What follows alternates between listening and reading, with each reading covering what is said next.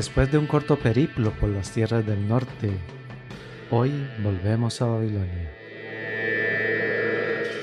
Recordemos pues lo comentado en el anterior episodio de esta saga. Para empezar, narramos la llegada de los amorreos a la ciudad y la instauración de la primera dinastía. Comentamos el reinado de los 6 primeros reyes de esta dinastía y en especial del rey más importante, uno de los más grandes de toda la historia babilónica, Hammurabi. Narramos la historia del reinado de este rey y cómo poco a poco fue haciéndose con el dominio de Mesopotamia, derrotando a los grandes reinos uno por uno, creando así un imperio tan grande como el imperio acadio y el de la tercera dinastía de Ur. En este episodio vamos a hablar en exclusiva sobre la obra más importante que nos ha legado este rey, que como supondréis por el título del episodio, es su famoso código. Y gracias a esta obra conoceremos algunos aspectos importantes de la sociedad babilónica del siglo XVIII a.C.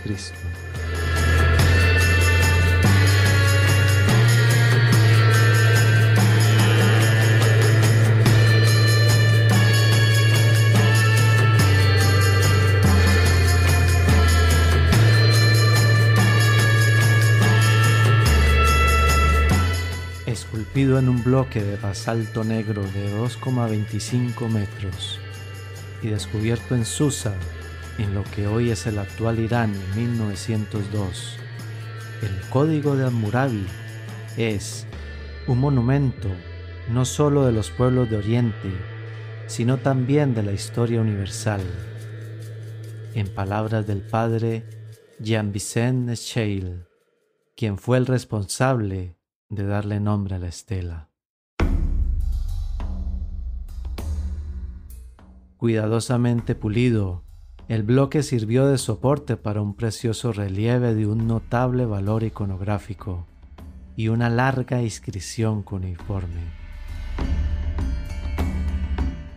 El relieve, situado en la parte superior, representa la ceremonia de investidura en la que el rey, de pie y con la mano derecha levantada cerca de su boca en señal de respeto, recibe de la divinidad sentada en su trono los símbolos de la realeza en Mesopotamia, un anillo y un bastón. Se especula que la divinidad representada es Shamash, el dios del sol babilonio. Otros los asocian con Marduk, con el que Hammurabi tiene un poderoso vínculo, según se desprende en el prólogo del código.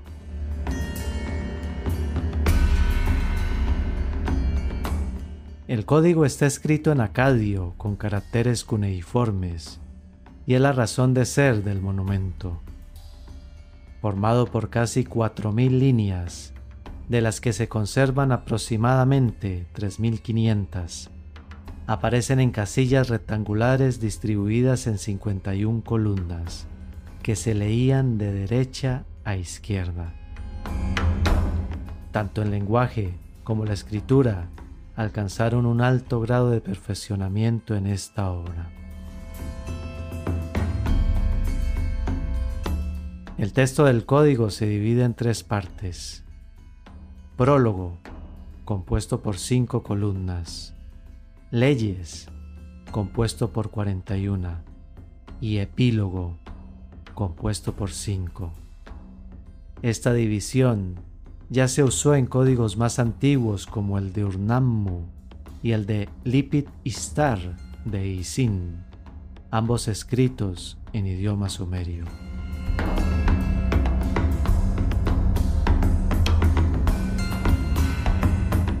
El prólogo y el epílogo están escritos en un estilo heroico, mientras que la parte de las leyes en un lenguaje más cotidiano. Por lo que se deduce del prólogo y el epílogo, el código debió ser escrito en los últimos años del reinado de Hammurabi, ya que se mencionan a ciudades como Mari, que fue conquistada en 1759 a.C.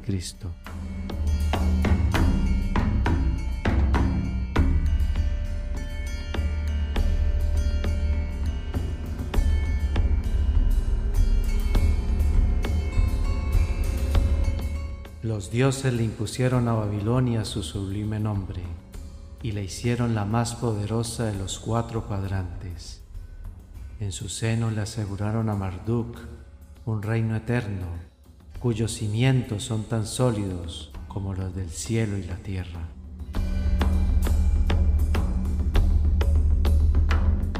Así empezaba el prólogo del Código de Hammurabi, donde el monarca morreo presenta los 2 pilares sobre los que se va a cimentar su obra. Babilonia, una ciudad de segundo orden hasta la llegada del rey, y Marduk, una divinidad menor del panteón mesopotámico, elevada protector de la renovada Babilonia.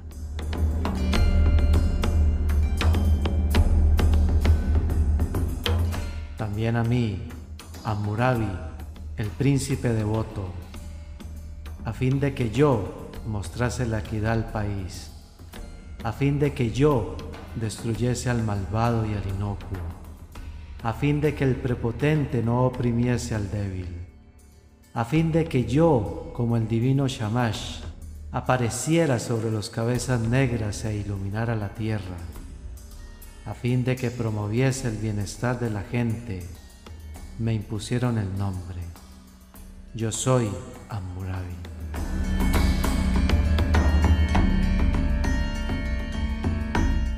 Aquí el rey nos muestra la base teológica de su realeza, presentándose como el elegido por los dioses para conquistar la gloria para su ciudad. Una vez elegido por los dioses, Hammurabi desarrolla una intensa política de expansión territorial, lo que llevó a crear el Imperio Babilónico, cuya geografía es bien descrita en el Código. Enumerando cada una de las ciudades de su imperio, el rey se viste de una serie de virtudes como el pastor elegido, el guerrero compasivo, el búfalo feroz, el que captura a los enemigos y un largo etcétera.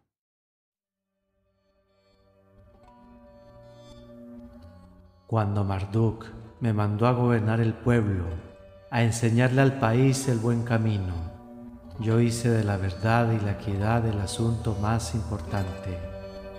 Me ocupé del bienestar del pueblo.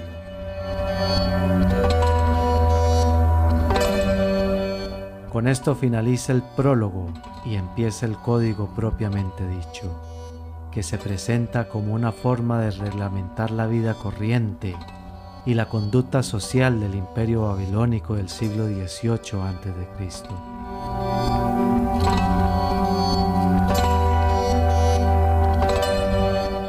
Las leyes o proposiciones no aparecen numeradas en el código. Esto lo hizo el padre Scheil en la primera edición que publicó en 1902. El contenido se agrupa en grandes bloques temáticos que en la estela no aparecen separados y cubre el derecho penal, civil y administrativo. En los bloques se agrupan leyes para el falso testimonio, robo, vivienda y comercio, entre muchos otros. Pero sin duda, el más importante es el de la familia, que comprende nada más y nada menos que 67 leyes, pues la sociedad babilónica estaba cimentada sobre el núcleo familiar. Muestra de ello es la preocupación por el matrimonio y la herencia, pero también acerca del divorcio, el adulterio, el incesto, la adopción, la herencia y las viudas.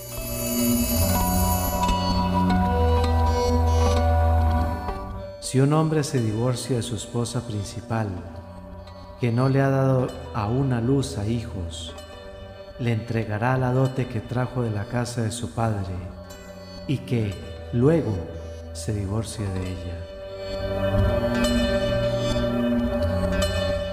Si un hombre, después de muerto su padre, se acuesta con su madre, que los quemen a ambos.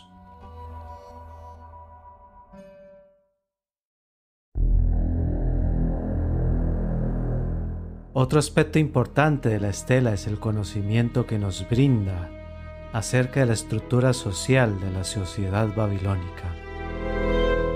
Según el código, la sociedad estaba dividida en 3 clases según la importancia social: los Awilu, Mushkenu y Wardu. De las 3 clases, la más clara es la de los Wardu, que se ha identificado con los esclavos. Esta condición se adquiría por nacimiento, por deudas o por ser prisionero de guerra. En cambio, los Awilu y los Muskenu no están tan claros. El Awilu parece representar a una clase privilegiada, cercana al poder, pero al traducir el término puede variar el significado dependiendo del contexto. Puede traducirse como una persona o individuo en posesión de todos sus derechos, pero también puede referirse a los miembros de la administración palacial. Mushkenu vendría a traducirse como el que se inclina y por tanto agruparía al resto de la sociedad babilónica ajena a la administración palacial. Donde más notoria se hace esta división social es en el pago de salarios y en la aplicación de las penas, aspectos detallados con precisión en el código. Por ejemplo, el salario de un médico depende de la clase social del cliente. Si un médico le recompone el hueso roto a un awilu o le cura un tendón enfermo, el paciente le pagará al médico 5 ciclos de plata. Si es el hijo de un muskenu, abonará 3 ciclos de plata. Si es el guardo de un hombre, el dueño del esclavo le abonará al médico 2 ciclos de plata. Sucede lo mismo con las penas. Si un hombre golpea a una hija de un awilu y le provoca la pérdida del hijo de sus entrañas, pagará 10 ciclos de plata por el fruto de sus entrañas. Si es la hija de un muskenu, a quien le provoca a golpes la pérdida del fruto de sus entrañas, pagará 5 ciclos de plata. Si golpea a la esclava de un hombre y le provoca la pérdida del fruto de sus entrañas, pagará 2 ciclos de plata.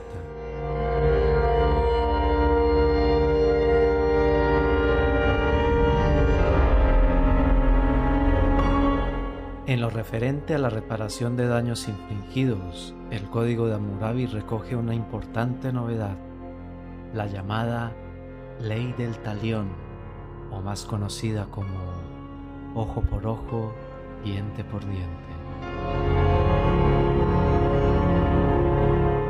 Aunque no es una novedad babilónica, ya que ahonda sus raíces en los derechos y costumbres de las tribus semíticas. De hecho, hay un pasaje en la Biblia, en el Éxodo, que se hace eco de la misma tradición. Si resultare daño, darás vida por vida, ojo por ojo, diente por diente, mano por mano, pie por pie, quemadura por quemadura, herida por herida, contusión por contusión.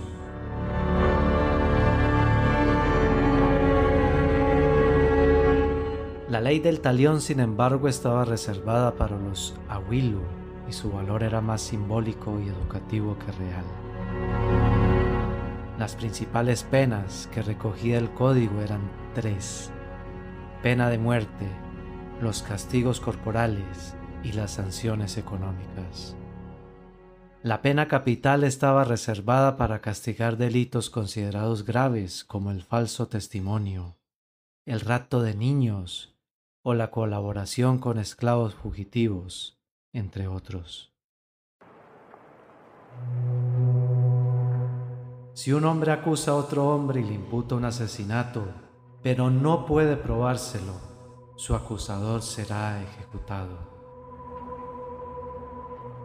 Si un albañil le hace la casa a un hombre y no consolida bien su obra, y la casa que acaba de hacer se derrumba y mata al dueño de la casa, ese albañil será ejecutado. El código llega a precisar el modo de aplicar la pena capital, que será mediante la hoguera, la horca o el empalamiento.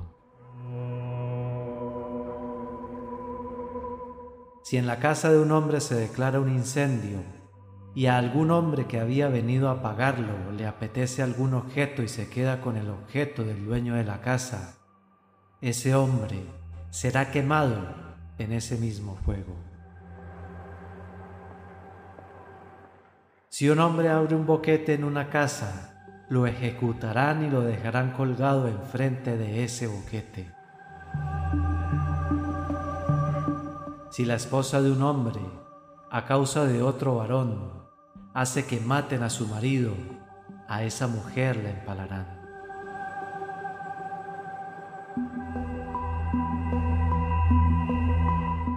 Los castigos corporales eran muy variados y se aplicaban a los acusados de injurias y de agresiones físicas. Entre otras, consistían en la flagelación, la mutilación y el afeitado de cabeza. La mutilación consistía en amputar la parte del cuerpo relacionada con el delito.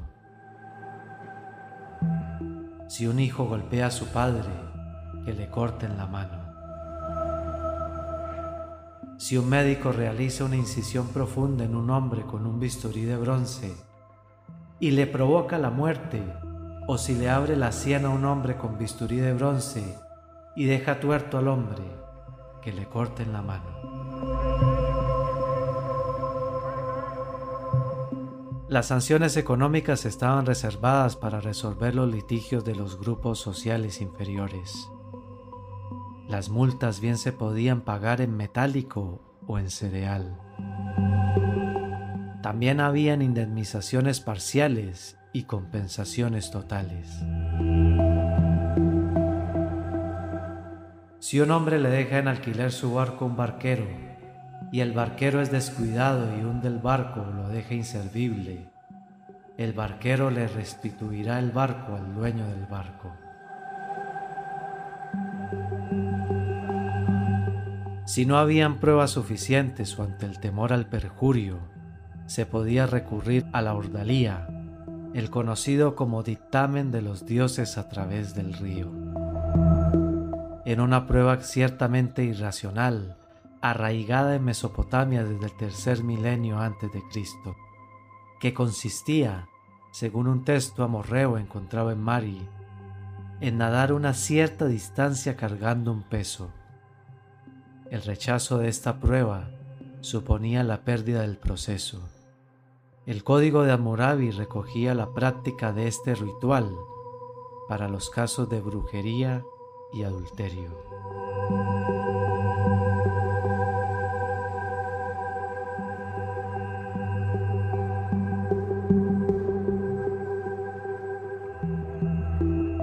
Estas son las sentencias de equidad que estableció Hammurabi, rey potente, y que hizo aceptar al país como conducta segura y dirección correcta. Así empezaba el epílogo, donde el texto recupera el tono épico visto en el prólogo, muy acorde con la visión del rey. Su nombre no debía ser olvidado y su voluntad alterada por sus sucesores. Y para asegurarse, Hammurabi mandó grabar una maldición divina en la estela contra todo aquel que osase alterar su voluntad.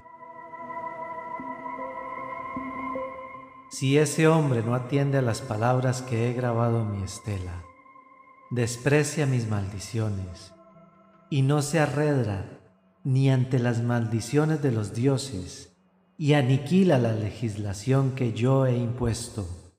Les da un sentido torcido a mis palabras, altera mis signos y designios, raspa mi nombre inscrito y luego graba el suyo, o, debido a estas maldiciones, instiga a otro a que lo haga él.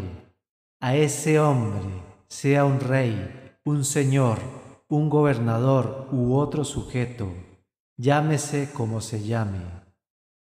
Que Nincarrac le haga salir en sus miembros una dolencia grave, un mal demoníaco, un tumor doloroso que no se calme, cuya naturaleza desconozca el médico, que no pueda aplacar con vendajes y que, como el mordisco de la muerte, no se lo pueda arrancar, para que, hasta que se le extinga la vida, no cese de llorar por su virilidad.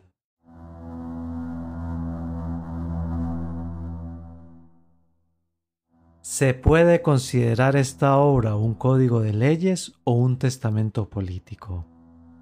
Lo cierto es que las sentencias recopiladas en el código pueden ser vistas más como un material educativo que sirviese a la sociedad babilónica como ejemplo, que como leyes al uso, al menos en el sentido moderno que les damos.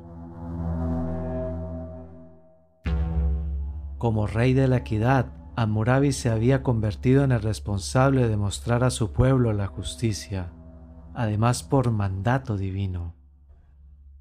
Las sentencias pudieron ser seleccionadas como las más justas que se tomaron durante su reinado y convertidas por lo tanto en un modelo a seguir en el ámbito judicial por su valor ejemplarizante.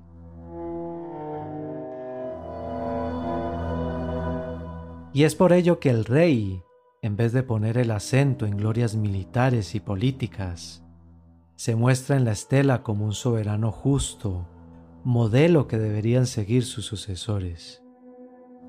Según lo que vemos en el código, para Hammurabi, la mayor virtud de un rey era la administración de la equidad.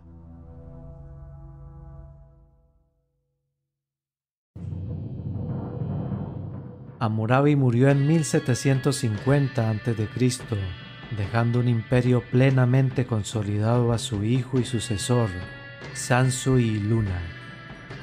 Pero será en el próximo capítulo cuando veamos el reinado de este rey y de sus sucesores.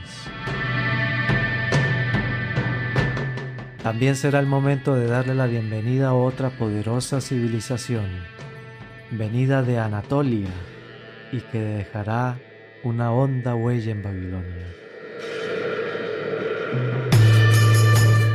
Hasta entonces me despido, no sin antes recordar que me puedes encontrar también en Instagram, YouTube y TikTok como The Historia Podcast.